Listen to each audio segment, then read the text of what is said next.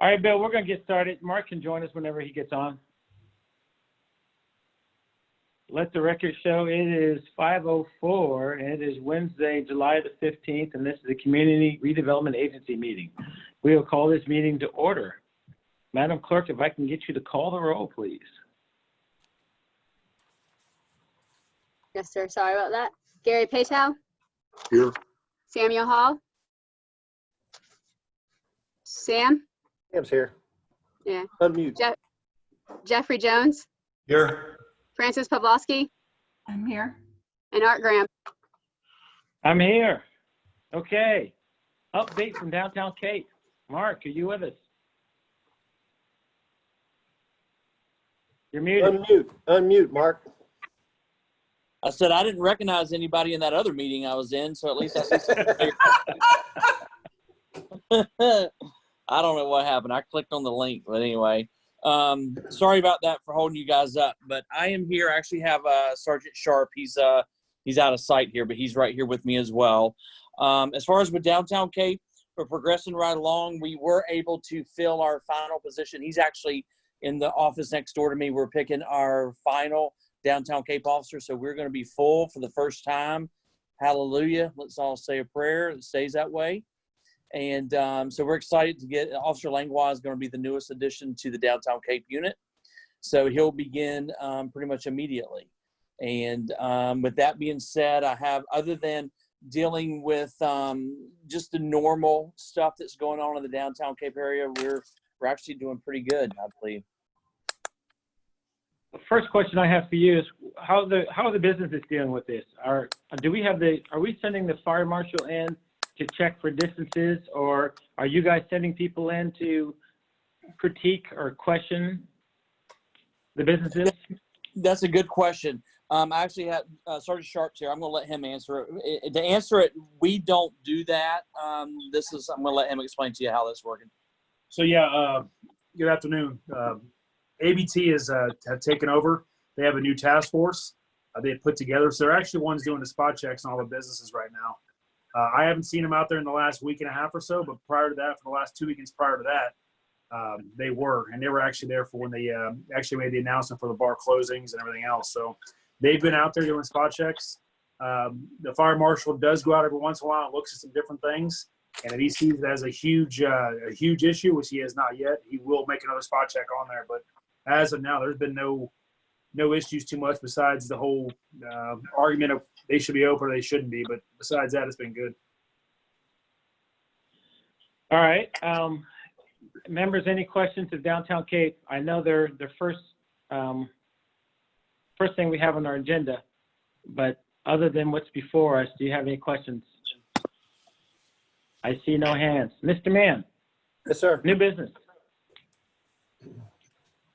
Yes, sir, Mr. Chairman. We've got Resolution 2020-02. It's a resolution of the Jacksonville Beach Community Redevelopment Agency to amend the FY 1920 downtown capital improvements budget to appropriate $40,260 for the purchase of 2 radio transmission antenna and a system monitoring computer, plus $11,393 for the purchase of a 3-year servicing and monitoring agreement to enhance the reliability and the performance of the video surveillance camera installed in the downtown development area. And your package has a detailed memo from the police chief describing the need for it. Basically, there's a lot of, it's not unauthorized, but it's not major carrier. It's individual cell phone densities, and there's just a lot of density interference in the downtown area.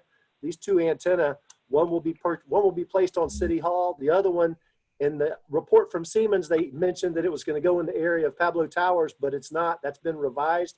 We've actually got the conduit already to Margaritaville, so that second antenna will go up on Margaritaville, and that will greatly enhance the reliability and the speed of our downtown cameras.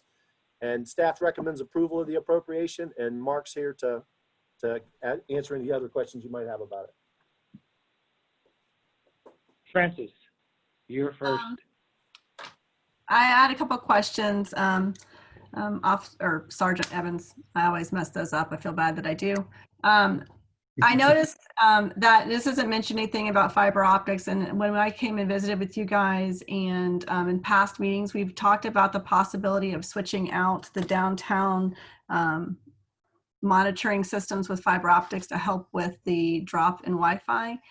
Is this a temporary solution, or are we still, or is this going to replace any future possibility of doing fiber optics that you guys know of? Yeah, what this is going to be the most up-to-date fix for the issue that we got right now. When we have if it's a busy beach day, if we have an activity going, special event or something going on, when all those cell phones get down there, it absolutely interferes with the cameras because all the cameras are wireless. Mm-hmm. So what this is going to do is it's going to have a dedication to antennas for that, and it's kind of like in a triangular. So we're going to have like our own little grid down there. Especially with all the conduit going through Margaritaville, and that's a very good sized building. So that's definitely going to help that whole area eliminate those dead spots and that and some of the problems that we're seeing.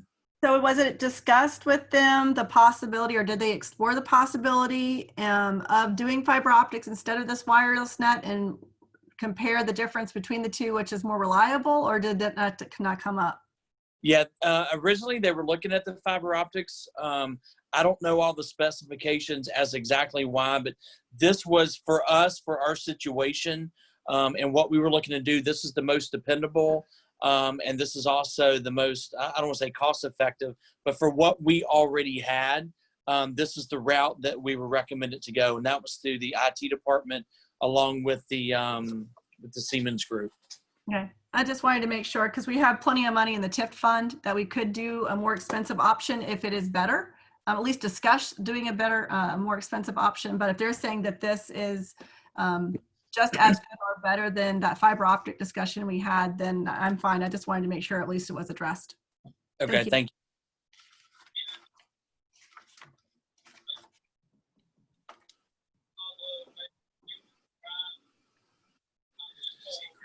Anybody else have any questions?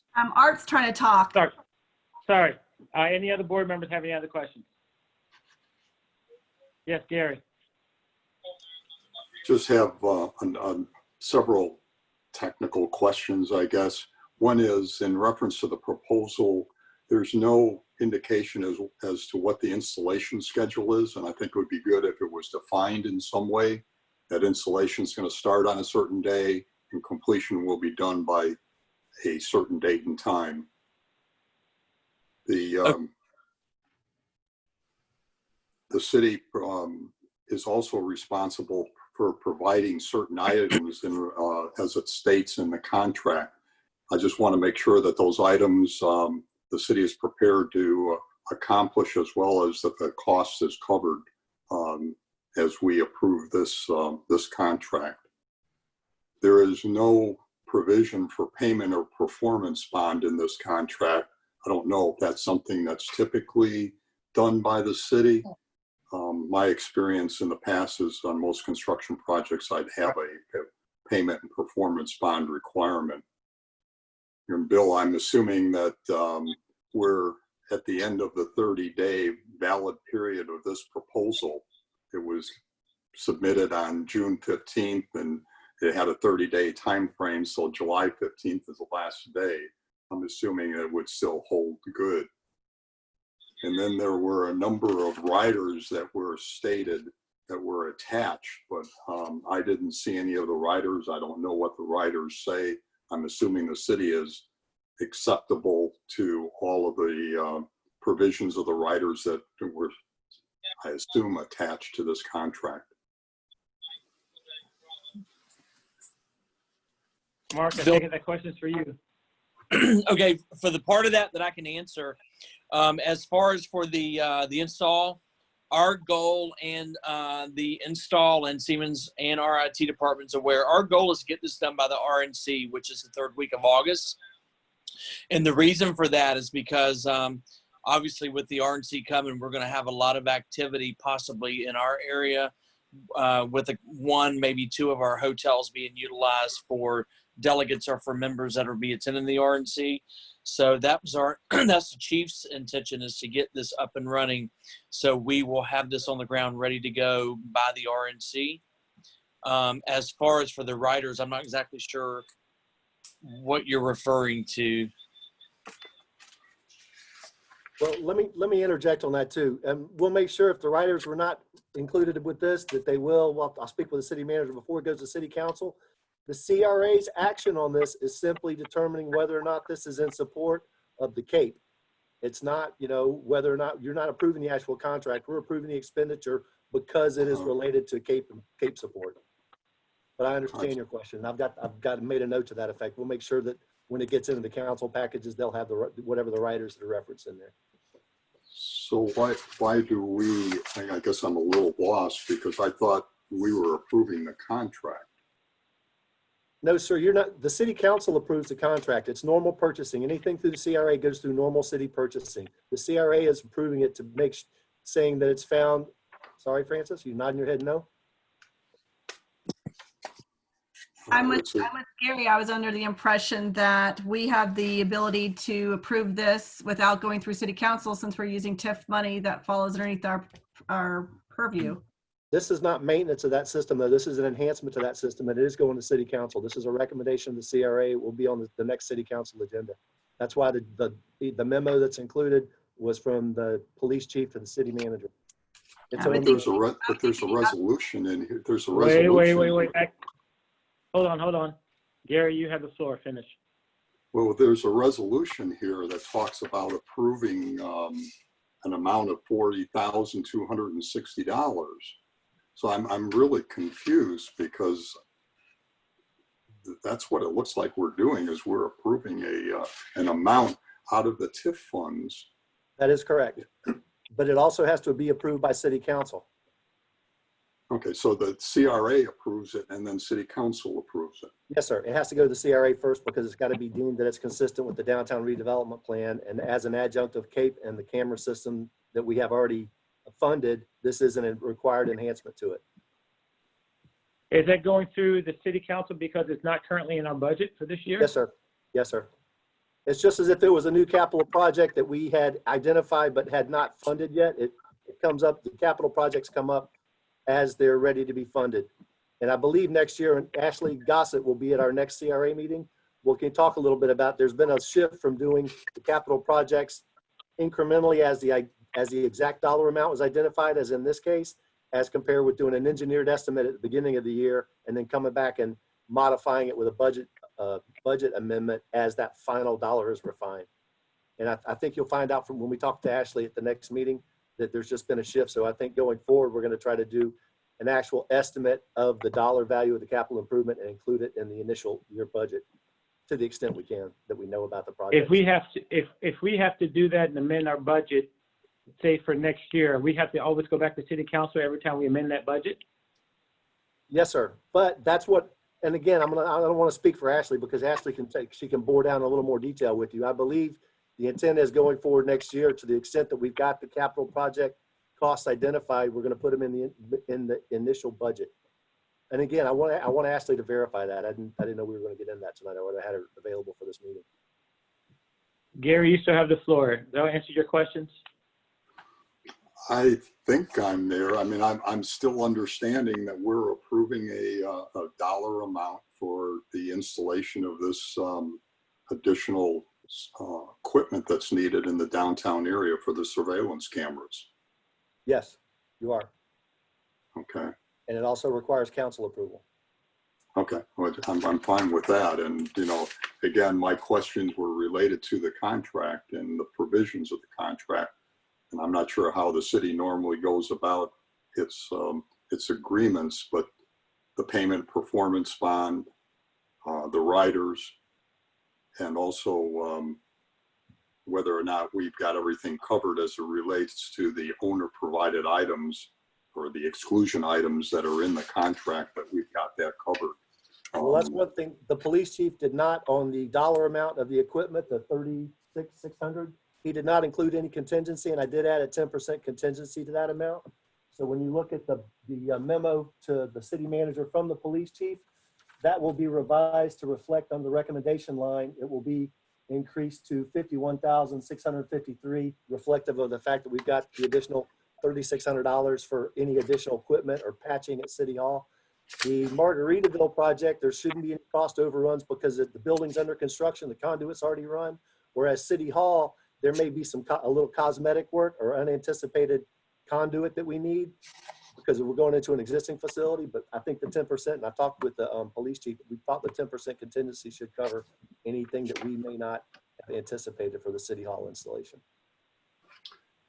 Bill, you're going to have to go back through the numbers then for me because I'm not sure I follow them.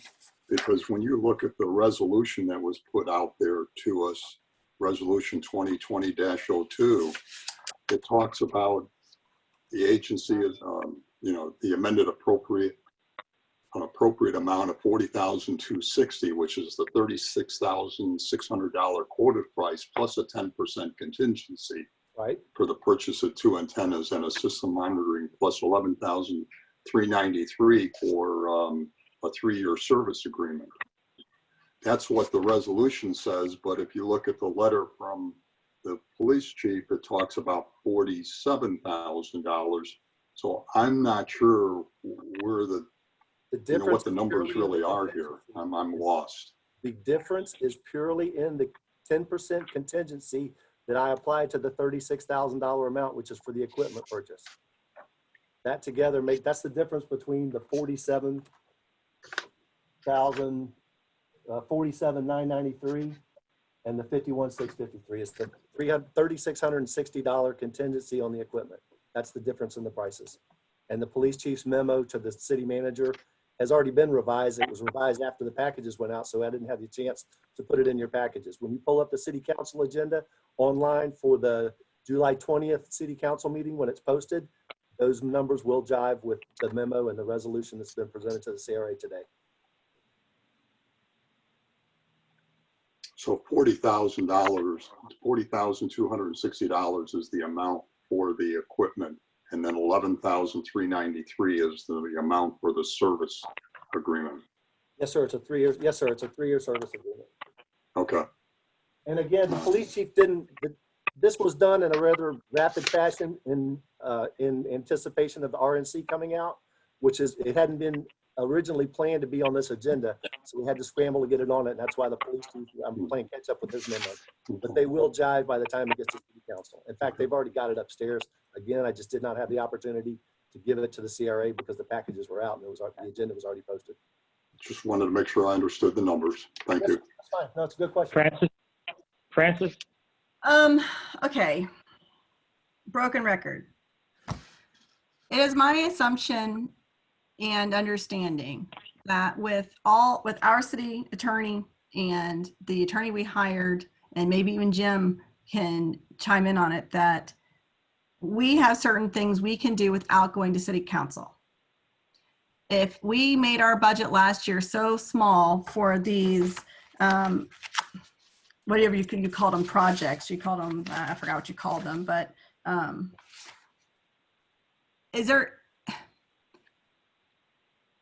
guess what I'm getting at is, I think that if we have to go to city council on something like this, when we as a CRA hired and are in charge of the CAPE, because that's part of our plan, and to me, this is an update of something we already are in charge of in funding. So I do not consider it a new thing. I consider it an addition to and maintaining something from a capital projects or whatever you called it. So to me, I don't think this has to go to City Hall because we're enhancing something we are already funding. And if we can't not go to City Council because we limited the amount in our budget for capital improvements of something we're already running, then I think that's a flaw and we need to fix it going forward, because we shouldn't, this action item should not have to be stalled to go to City Council on something that we are in charge of. And I don't see the point in it. And I'm not trying to be shoving it in everyone's face, but systematically it doesn't make any sense. And so I like to have some understanding as to why, after all these discussions we've had with people, why this specific one is going to council when it's my understanding it doesn't have to. Okay, first off, the CRA is bound by the city's purchasing procedures.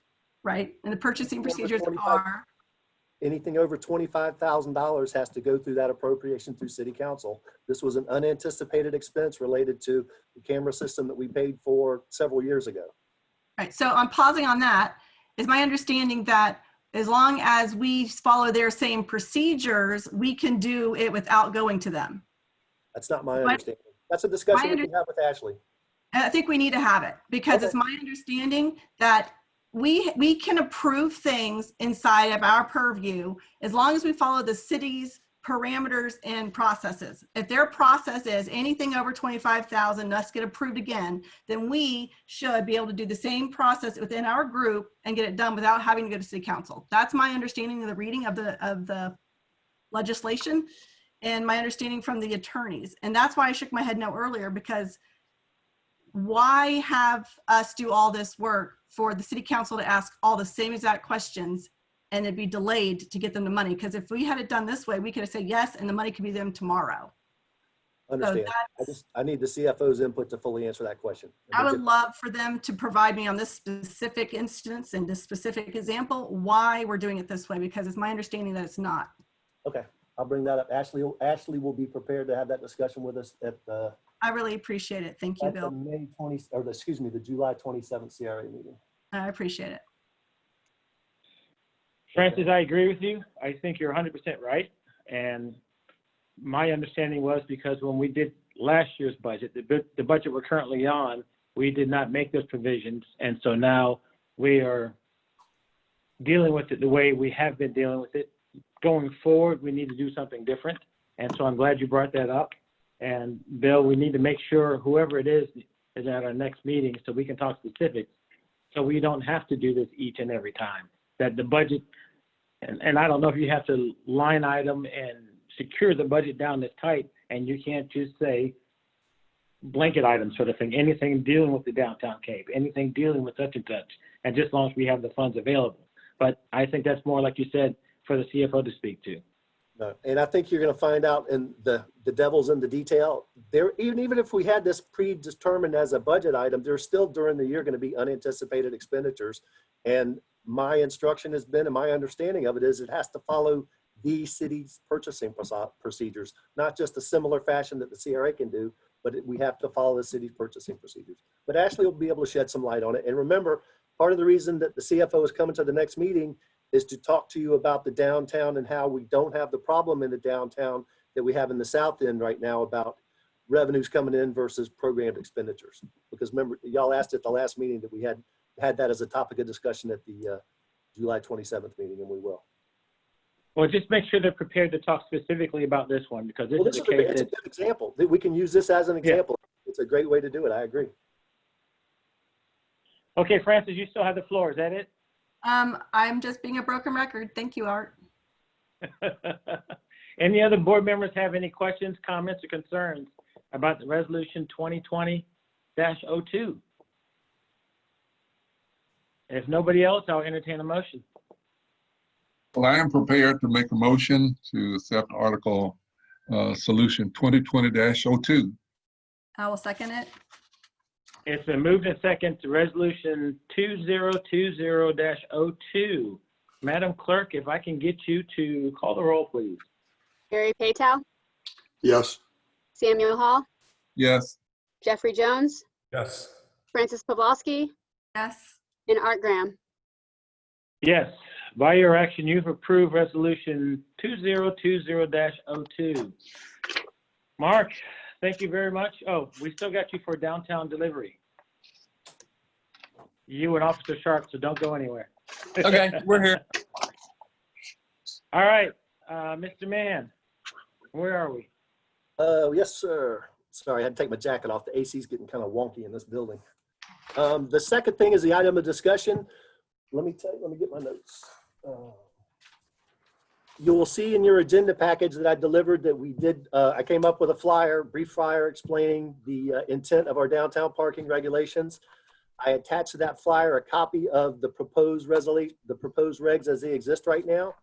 And at the end of this, I'll share, I've also gotten, finally had the time to prepare a map, and I've got it on an aerial photograph that Chandler's going to show you at the end of this. But to date, the flyer has been distributed to not all of the downtown businesses. I'm still in the process. I still need to reach out to Sheraton 4 Points and the owner of the Surf and Skate Surf Shop. But the major players, the major delivery players, as I see them, have been contacted.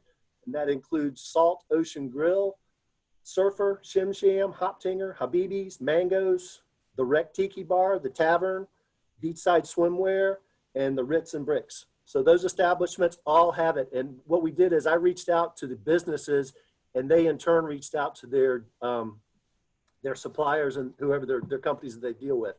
And also I sent you an email, or I forwarded you an email. The only email, well, I've got two comments. The first one was an objection from, and I apologize. I hope you got the email. Hold on. And I'm not going to read her whole email, but I'll tell you, I just want to tell you who it's from. Okay, it was from Melissa Gracie Alney, and she is with Southern Glazers Wine and Spirits. She did not identify which of these establishments are her customers, but like many of our delivery trucks, I would imagine it's some or all of these businesses are her customers because they're a beer and wine beverage distributor. And she did have some concerns primarily about driver safety and timing and, you know, increased time to do business out here. And so you've got that comment. That's the only negative comment I've gotten. I did get a brief comment from Bill Stevens, the owner of Beachside Casual, and I'll read that to you because I haven't sent it to you yet. Okay, I sent it to Michelle, his business manager, but I got a response from Bill on Tuesday. It just says, "Will do, thanks. We can definitely work with this." So I've got two comments, one from a distributor who's not really happy with having to not be able to park right in the street in front. You'll notice in her email, she also suggested maybe as an alternative, we set up a loading zone, perhaps using some of the parallel spaces in front of the business and do a time of day regulation. So that would be an option. But the other one was from Bill Stevens. And fortunately, I'm pretty sure Mr. Stevens does his receiving in the public parking lot behind what used to be Campeche Bay because his business backs up to that. So that's what I have right now. I still anticipate, I know we were talking about having the final decision, I believe, at the next CRA meeting as to whether or not we're going to send this forward to City Council. So and I'll tell you, part of the lack of response is because even though the restaurant side are open, the pure bars are still closed. So they may not have any interaction with their delivery people, or their delivery people just may not have gotten the information yet. So I can't say I anticipate in getting more comments, but I think we may have some more comments before the 27th meeting. Officer Sharp, have we have any comments through Cape? I've actually reached out to a few of the so-called bars, but restaurants. They have a small kitchen, so I've talked to them since they've been open, and not one of them has had an issue with it. And they're truly not affected. They know the delivery driver might have to take a little more of a hike, but they haven't had an issue with it at all. Not one issue so far. Okay. Board members, questions, comments? Francis, and then Jeff. Well, actually, Jeff, we'll let you go first since this is yours. Okay, well, I just wanted to address a couple things on the email from Melissa. She talks about a safety issue and the heat and the delivery drivers having to walk long distances in the hot sun. And with very few exceptions, we're talking additional 30, 40 steps. Probably doesn't take them more than a minute longer, if that, between, from the back of the truck parked on First Street and then from a back of a truck parked on, say, 2nd or 3rd Avenue. And actually, from a safety standpoint, if you've ever been in line in traffic while this delivery truck is sitting on First Street, you've got the truck creates blind spots. So you've got pedestrians coming either in the front or the back of the truck. The oncoming cars may not see the driver or the delivery person having to maybe unload from the side of the truck in the middle of the street. That's certainly a safety issue for the driver. So I'm not sure that, the safety concern is a valid one when considered with the alternative locations. Is that it? Yeah. Chandra, can I ask you to Francis. go ahead and put up that graphic that I prepared, if you can, please? I just wanted to show everybody, I went ahead and mapped it out, and I didn't include it with the flyer and the memo, but we can send out a second round, or once I get feedback from people, I'll send this map out as we get it. Talking. There you go. Can you hit fit page? These pizza, yeah. Or maybe just zoom it down, zoom it out. Yeah, there you go. Keep going. Let's zoom the whole picture. There you go. It was hard to do on an aerial photograph because of the shadows, and the biggest available parking area for these things on 3rd Avenue doesn't show up because, Jeff, your building's casting a big shadow on my aerial. But yeah, I actually, and after we prepared this, I can't remember who I was discussing. Oh, Art, it was you and I talking about it. Lynch's, it seems to me in this whole picture, the area around Lynch's, because Lynch's is on 4th Avenue, and we definitely want to restrict delivery parking on that because that's the major approach to the 4th Avenue light at 3rd Street. And it's considered a gateway entrance to the downtown area. But at the same time, as I was telling Art, even though the alley just to the north of Lynch's is only paved halfway back to the west, there's no problem with the delivery truck either pulling past it and backing in or pulling into the alley and then backing out. So they've got the ability. It's a paved alley immediately adjacent to Lynch's, and it doesn't serve anybody but the back of their building. So I don't, and I haven't, that's the other person I still need to reach out to is Keith Doherty at Lynch's. So, But that seemed to me to be the only major problematic area. yeah. So if I may, just because my concerns and questions were in regards to what you're saying, Bill, and I did go through and I walked the area and I tried to figure out, because I've been very adamant that, it's a safety thing with fire trucks more than anything else. And then it also, I was looking at how would it impact the businesses, just because I wanted to make sure that whatever decision we make, it's not a hindrance to them, especially after that comment that you shared with us. I saw 2 areas that were problematic, Lynch's and V's Pizza. I know V's Pizza is attached to the Flask and Cannon, so maybe it's not so much for them because they can go over there on 5th.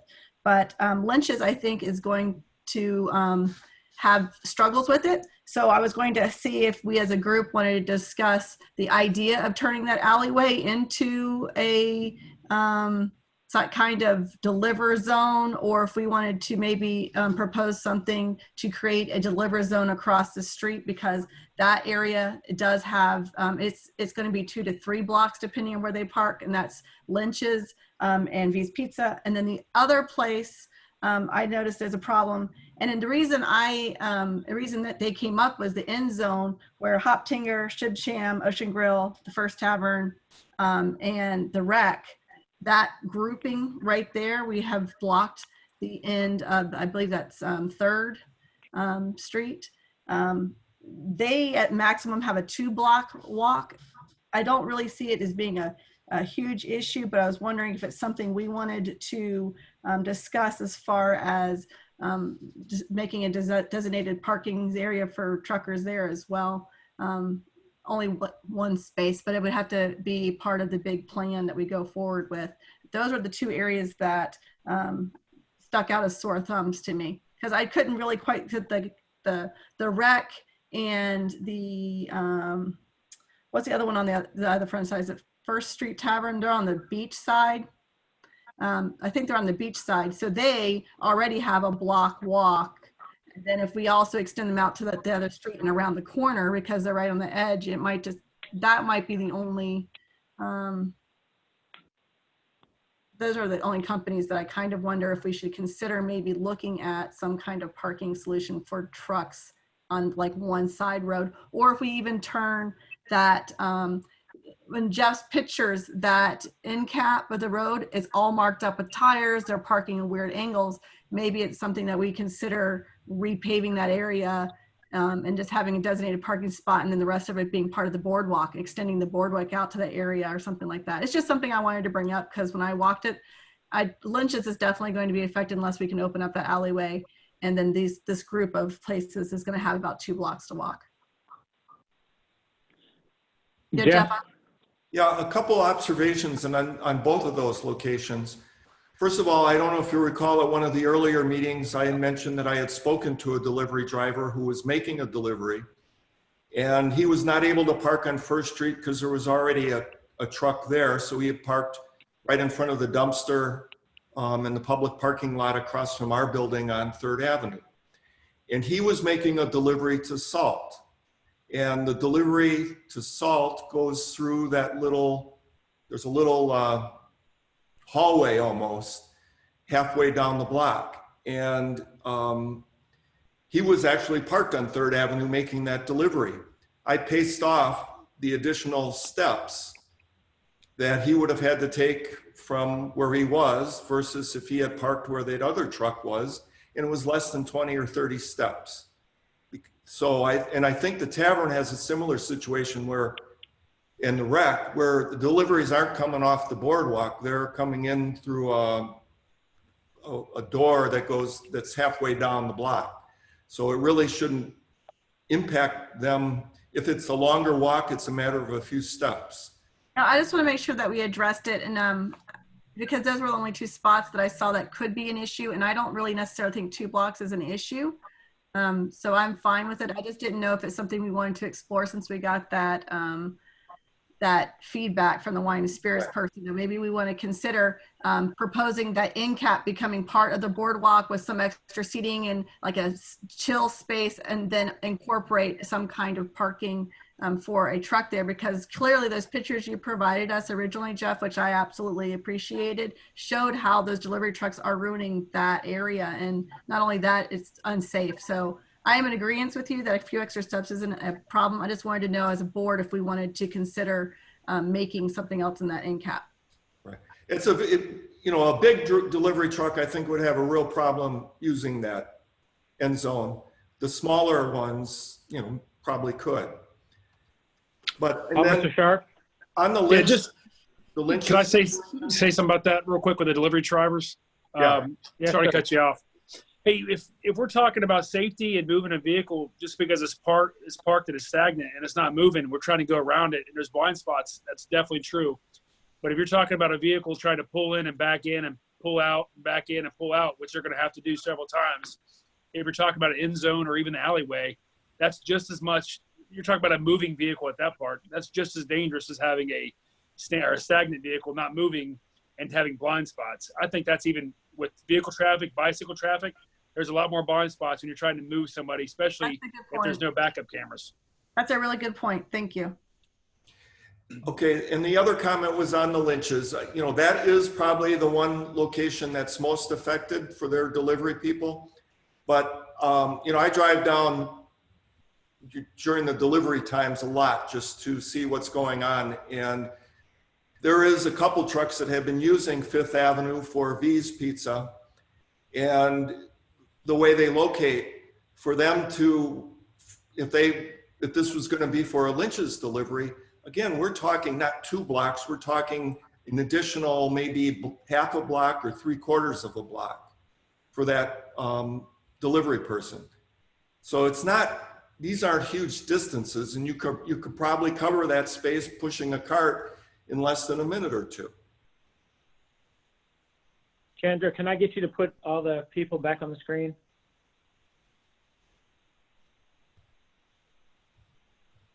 Thank you. I noticed a typo, All right. and I've got a couple of mislabels on that. So I'm going to polish that aerial photograph up, and when I do, I'll send it back out to everybody because it's a good aid to have. It really is. But consider that a draft. I just wanted to show you that I'm in the process of developing that map. Jeff, you done? Yeah, I wouldn't be in favor of changing the end zone restriction. Francis? I'm fine with that. I just wanted to ask the question. Officer Sharp? I'm good. Had to find a button. I'm good. Thank you. I'd like to All also say that I thank you for mentioning the backup, because that does amend my thoughts on lynches as well. Instead of using that alleyway, I agree that backing up with a bigger truck would be an issue. So I'd rather us explore maybe other options down the line when we talk about the Park Plaza maybe, or the Pier Plaza in the future, it being someplace where maybe we consider doing something for the benefit of that area. But right now I wouldn't propose anything. One thing too, before the question is asked, the alley that's adjacent to the Ritz, that's adjacent to Lynch's, The west half of that block is part of the old Pablo Railway that used to bend from Beach Boulevard alignment to go up to the north to a depot. That alley does not go through contiguously to 2nd Street. It stops right at the back of the Lynch's property. So we don't have the ability right now to extend that alley to make it a full through thoroughfare, which would assist any kind of delivery vehicle. I just want to let people know that before the question was asked. Any other comments or questions about this? And I will continue. I don't know if we- Excuse me, I'm sorry. I will continue to forward any comments I get, positive or negative, as we approach that next meeting. Well, the way things are right now, we're still moving forward for this thing to be approved by us next meeting with a recommendation going to the city council. Is there any other comments or questions about that? I know Bill and Officer Sharp are going to continue reaching out to people. Jim, have you or Taylor been involved in any of this stuff, or you want to add any comments? Not yet. We have a scheduled conversation with Bill on this coming Friday, and it's our intent to offer any assistance to Bill and the sergeant as they wish. We are glad to assist. All right, that all being said, Gary. Art, I'm sorry. Yeah, no, go ahead. I was calling you. I saw your hand. Okay. I guess I just, Bill, I'm not sure that the diagram that we received, is that the one that you're sending out to the different businesses? I haven't yet, but once I get it tweaked, I just noticed when I was looking at it today, up until today, I've been working on a map and not an aerial photograph. I just populated with the aerial photograph, but I noticed some problems with it, and something happened with the scale and some of the locations of the businesses labels. They somehow skewed, so I need to polish it up before I send it out. Is that Yeah, because the document that we received doesn't even show a 5th Avenue North. And that means that where Casa Marina is located is actually the pier parking lot. If you move Casa Marina up to the 6th Avenue North where it needs to be, Margaritaville is on the other side of the street. So there's some challenges. There was unintended manipulation of that graphic when it sent it out as a PDF. That's what I'm saying. It has to be adjusted. I just want to let you know that there will be a visual to support whatever the final zones are. It may be worthwhile putting a couple of the other hotels in there too, Best Western, and then obviously the future Spring Hill, right? To show what they're going to end up having to deal with a little bit too. But then walking around the area and driving around the area, just about most of the businesses down there have parking areas themselves. And it's easy enough to pull a truck in there if they schedule their deliveries for early in the morning, just before business opens.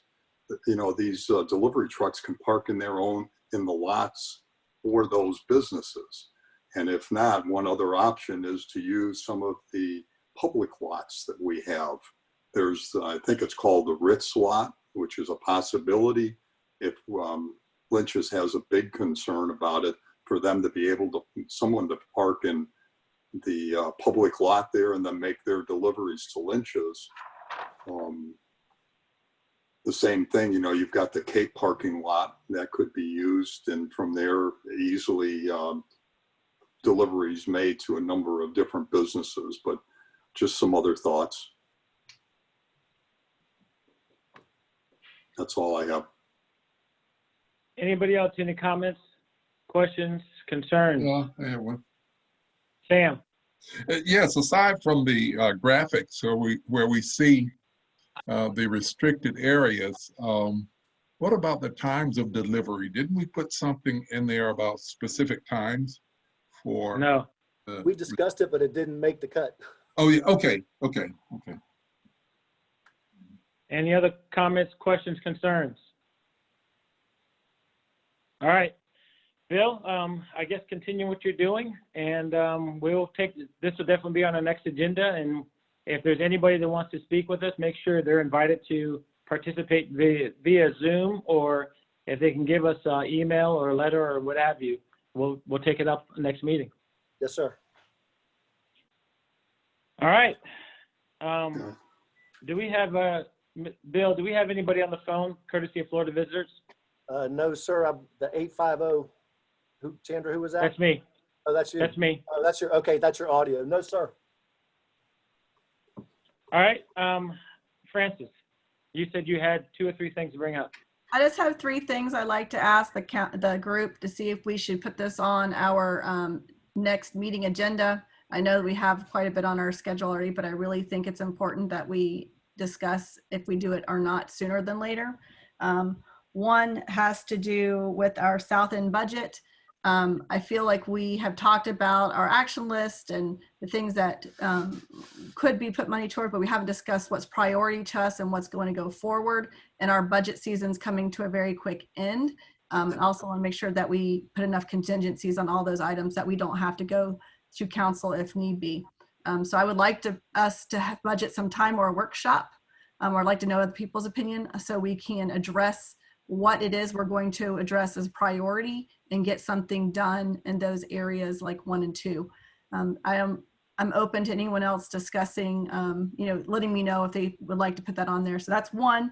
2, I'd like to discuss or even request Bill Mann, maybe you can get him on the next meeting with us, the city manager. I did send that email to you, not about the council electing to put the memorial at the Ocean Park, which I think the CRA should have been involved in.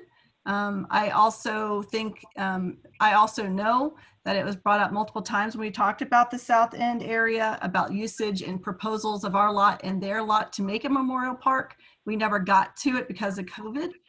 So I would like to know if anybody else on the council would like to also have an answer as to why the CRA was not involved in that process when the original memorial's in our area and is being moved to an area. I just don't understand why we weren't involved in that, especially since we had some discussions to eventually propose something for Memorial Park. And then my third thing I'd like us to decide if we want to have it on our next meeting is our attorney update, where it stands, because as of right now, we have a lot of people who need their expectations either met or readjusted because of our 2007 vision plan. It was not necessarily, it wasn't really put in stone, this is what we're going to do. But when you have a visual on those documents that what we're going to do with Latham Park and what we're going to do with Pier Park, and you're being constantly told that no, those are just ideas we could do, and then we're being paused by the fact that we don't have a document that says what we can do. There's a lot of people wondering why it's taking so long, and I think I would like an update from the attorney so we can, as a group, decide what of those vision plans that people assume were going to happen, how we can manage those expectations. So those are my 3 things that are kind of top priority for me.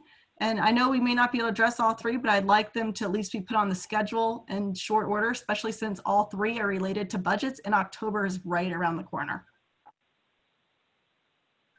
Francis, I agree with you. I actually talked to Bill Mann yesterday about that South End budget. One of the reasons why I was pushing so hard last meeting to at least get the group to approve those things that were highlighted on that sheet so we can make sure that stuff was in this next year's budget, and that, as we said before, that we had enough freedom to make sure that we could do all the design and the actual implementation of all those things that we agreed upon. And I agree with you. I don't know what you're talking about with the Memorial Park, but I'm sure Bill does or the city manager does. So if we can make that happen and bring somebody to talk specifically about that, Bill?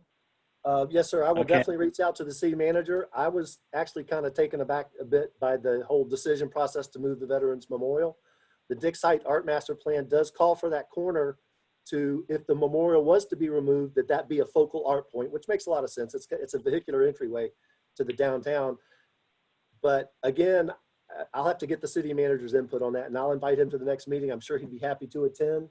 I just want to reiterate, just so Art knows, Art, it was one of the focal points that we kind of went through about where do we want to go with the TIF money. It was last year when we were dealing with all this money we gave away, and we're like, there are so many things we want to do, and we mentioned that we were going to have a discussion on beautification of that area as well as other projects, and we talked about that a lot. So that was one of the check boxes that was maybe or maybe not part of Gary's list, but it was on my list from when we had to give that money away, because I even prepared something to present, and then we were supposed to have a meeting in February, And because we didn't, that subject workshop didn't didn't happen.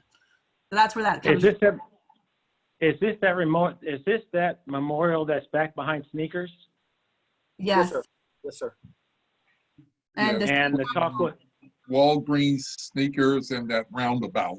yeah, and city council is, they had all this review, they got Parks and Recreations involved, and they elected to move it to Ocean Park into the corner, the northeast corner of the park. Yes, ma'am. When I had some suggestions and thoughts for us as a CRA to provide a pretty nice memorial park, but we were going to talk about that as a subject as a group in February, and we didn't get around to it. So I had forwarded that information to Bill and asked him to send it to the city manager. I have yet to hear back as to why that property or why we weren't involved in the discussion, since both of those are in our areas. I'm just waiting to hear back. I think that's a damn good question.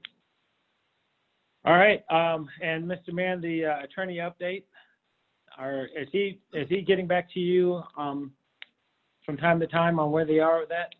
Yes, sir. Actually, I had a separate issue. I had to ask Cliff Shepard a question about the new accounting practices for the CRA with the annual audits. They have to do a separate audit, and Ashley had a question for me I sent to Cliff, and I've requested a snapshot update. If you want to, I'll have them. I don't know when their final deliverable is queued up to be presented to us, but if it's not by the next meeting, then I'll definitely get them to participate. I think we'll be virtual again still, but I'll definitely get them to be back on board. We'll see where they are with the downtown plan consolidation. Well, you got the list of 3 things. Let's make sure that's on the next agenda, which Okay. is, what, 10 days from now? Okay, 2 of them at least will be the city manager's discussion about the memorial removal, the attorney update on the consolidation of the downtown plan. On the south end budget, I told y'all at the last meeting, the city manager has tasked the CFO and myself to do a both sides analysis, the CFO from the income stream in the south end, and from my standpoint, some of the projects that Gary was provided with the list from Public Works. We've got the additional potential for the Pocket Park, the potential of the multi-use trail that goes from Jacks Drive to South Beach Parkway to Osceola. Those I'm getting preliminary cost estimates for, so we can actually do, this is what we see in the funding stream, this is what we see in the need stream to see what's going on in the south end. I can't tell you that that's going to be finished in the next week though.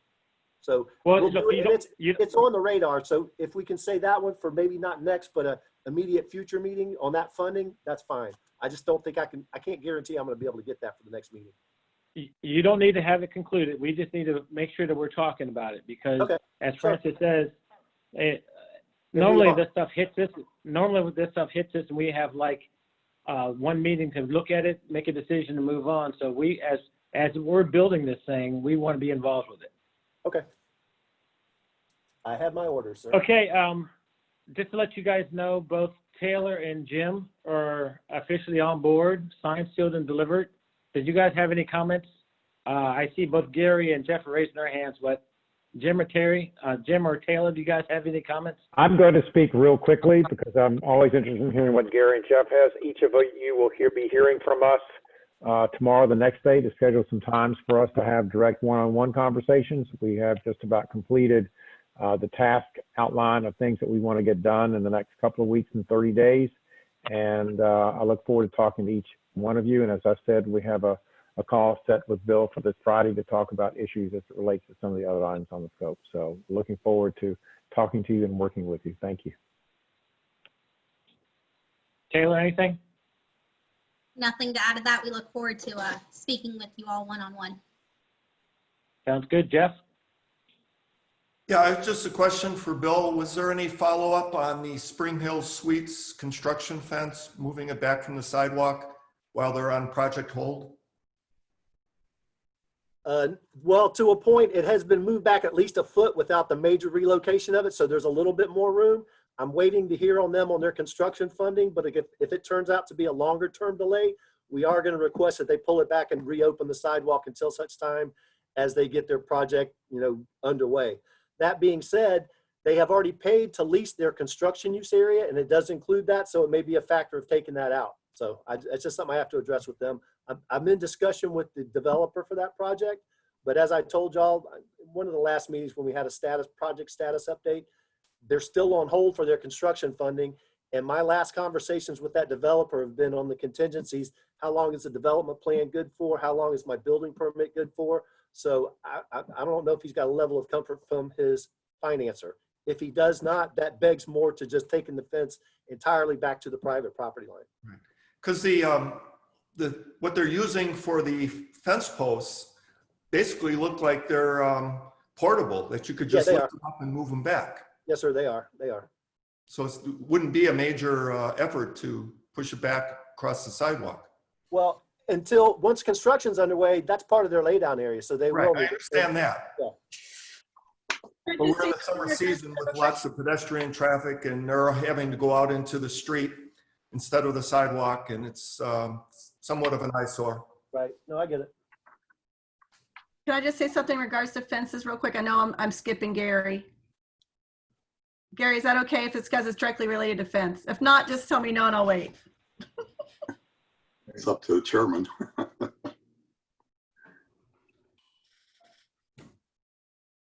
Oh, Can't okay. hear you, Art. Just so you know. Sorry, I'm muted. Okay, just real quick.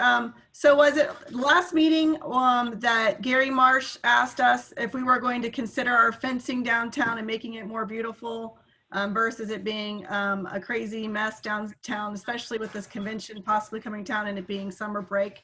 Are we, just to jump on that with Jeff, it'd be nice to move the ones so people could walk, not on the street, but it'd be, especially if it's not being utilized. And two, do we want to, or can we even put some parameters for fencing going forward? And should we discuss that also in the future, like near future before this convention and what have you? That's all. Actually, I think it's a good idea. If we have city manager at the meeting in 10 days, whenever that is, perfect time to talk to him about that. Jeff? Yes, and I would note, I'm looking at it right now, that other project where they tore down the old two-story hotel. When they were first going to renovate that, they had a nice project mural fence liner around the whole thing, and it actually was much more, well, it was fairly attractive. And then when they had to do the demolition, that came down, and now it's just a chain link fence. So Actually, they could put back up what they had. Well, that was No, considered good. advertising, which was why it was required to be taken down because it's a violation of our sign standards. Now, that's not to say that decorations or artwork, temporary or static artwork couldn't be on there. That was a recommendation in the Dick Site art plan, but there's no implementation guidance provided in that master plan to do that. But they put that in as a suggestion that we may want to put temporary public art, any number of different things. And so it could happen. It's a matter of just trying to figure out how to do it. Just make sure the city manager knows we're going to be talking about that. Okay, that's fine. No, I will. And he listens to these meetings on occasion. I don't know if he's on board tonight, but he just listens passively without, participating in the meeting. But I will. Gary? Yes, sir. Couple of things. I'm not sure what the process is for developing a budget for the CRA and how that's ultimately approved. The city council is starting their meetings on workshop sessions starting the end of this month to start the budget process, which includes the CRA funding aspects of it.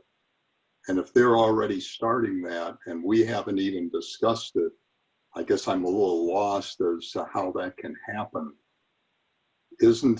Don't we need input or a session with Ashley where we can sit down and really scrutinize line item by line item the budget for both the downtown district as well as the South Beach district? And that's one of my questions. I mean, just right now, it just seems like the scheduling, isn't there, because usually city council approves a budget by September. So we need to have our act together before that so that we can have our input into the overall city council budget. I believe there will be some more light shed to you on that when Ashley talks about next week when we talk about that process. And it may be that there's a separate spinoff meeting leading to the budget. But we will find out when we talk about downtown why we don't have the issue going forward that we do in the South End is because of the project programming we've got over the next 5 years in the 5-year CIP. Yeah. Well, I'm just talking about process. I'm trying to figure out how we get, through this and make sure that we've got our input in it and that we're satisfied, all of the board members are satisfied with where we're heading for the next year. Understood. The other question I have for you, Art, is a while back, we had talked about a training session, and that was put on the calendar for the 30th of July, but then we postponed it because it conflicted with certain schedules. I didn't think that we canceled it completely. I thought it was going to be rescheduled for another date. And I wondered if we can't make that happen, because personally, I think this training session might be a worthy activity for all of us. I agree with you, but I think between now and budget time, our focus needs to be more on budget than it is on training. So if we want to push that off to sometime in October, I don't have a problem with that at all.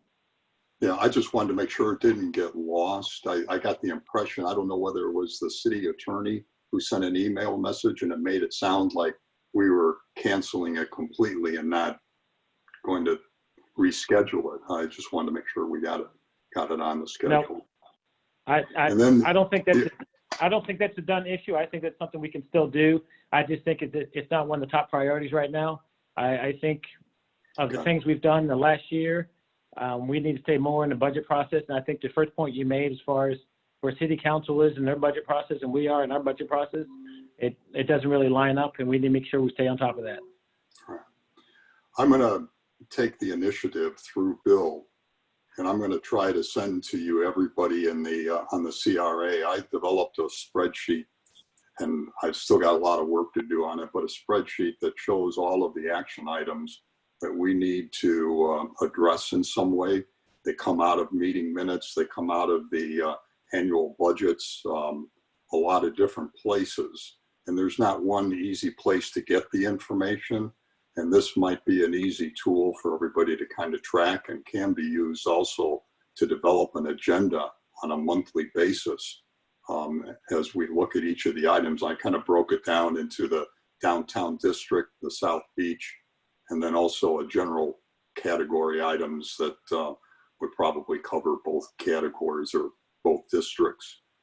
But I think it might be helpful for all of us to, I'm sure I've got a lot of errors in this thing, and because I'm only picking it up really from the beginning of the year, but I think it'll be helpful for all of us to see what's going on, what's in planning, what's in design, what's in construction, what do we have in the way of contract negotiations ongoing, that type of thing.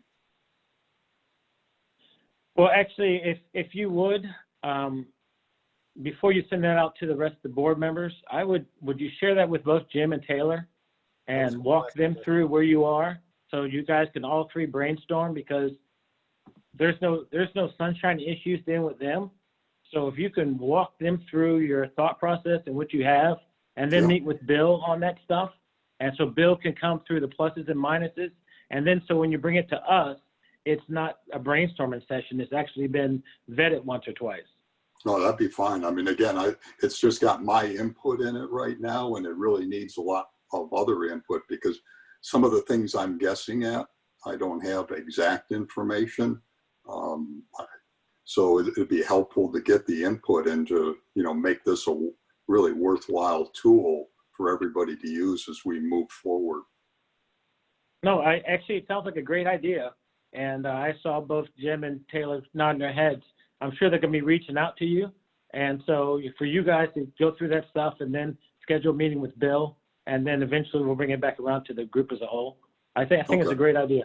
It actually dovetails with the part of Jim and Taylor's contract where they're doing the work program for this new job position. This would be basically a primer for them. So no, I totally agree. I think it just needs to go hand in hand with getting this new person on board. And it may be that they have we're going to have to hire somebody with some level of experience. They may have their own certain way of doing it, but certainly the information you've gathered is definitely going to be useful. So great idea. Jim? Gary, is that it? Yes. Sam, anything from you? No, I'm good. Thank you. All right. If there's nothing else, Officer Evans, you have anything before we adjourn? No, sir. I'm all good. Just to let you guys know, there is a through social media, there's a big Back the Blue rally that's going to be down at the Seawalk Pavilion on Sunday at 5. We've also had information that Black Lives Matter is also going to do a counter protest, which the Back to Blue is not a protest, so I'm not sure how that's going to work.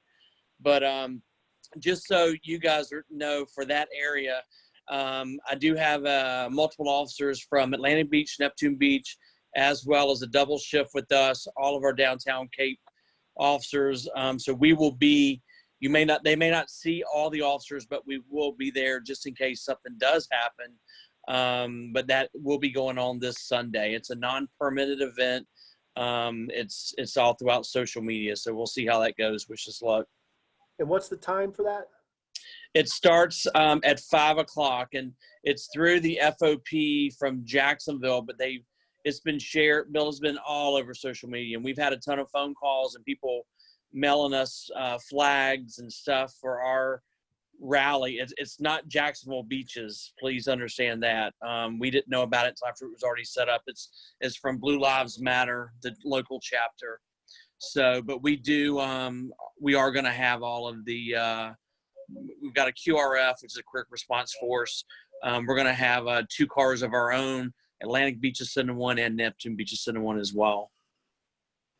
Isn't there something you guys have planned for Andy Lavender? Isn't that like a month or so from now? Yeah, that's the second weekend, I believe, of August. That's going to be a 5K. I think it's August 2nd. Okay. Francis, you're unmuted. You want something? No. Okay. All right. Anything else? I'm good. Thank you for all that y'all do for us, sir. Okay, thank you. If there's nothing else, then we're adjourned, and our next meeting is, Mr. Mann's, a week from Monday? The 27th. I can't read your list, but I think it's the 27th. Unmute. Yes, sir. It's July the 27th. It will be a meeting, but there are no action items. So it'll just be the discussion items that we brought up tonight. And the agenda will be posted next Monday. You have to do it 7 days in advance. Okay. Guys, All right. guys, thank Everybody you have a very great- much. Thank you. Thank you Be all. safe.